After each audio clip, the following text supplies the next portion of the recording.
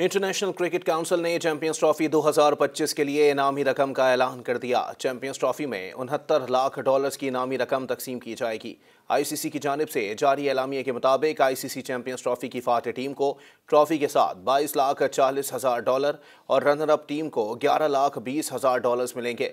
हर group match जीतने वाली फातह team के लिए $34,000 से ज्यादा की इनामी रकम रखी गई है।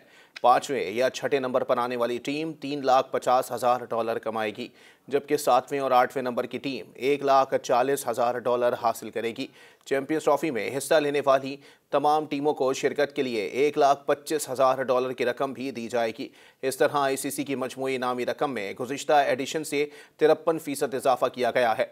आईसीसी चैंपियंस ट्रॉफी 19 फरवरी से 9 मार्च तक पाकिस्तान की मेज़बानी में खेली जाएगी।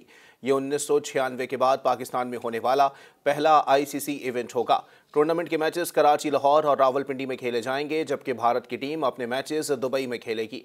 टूर्नामेंट में 8 टीमें 2 ग्रुपों में तकसीम की गई हैं। हर ग्रुप से 2 टॉप टीमें सेमीफाइनल के लिए क्वालिफाई करेंगी। मज़ीद न्यूज़ अपडेट्स और डिजिटल स्टोरीज के लिए सब्सक्राइब करें डॉन न्यूज़ पाकिस्तान।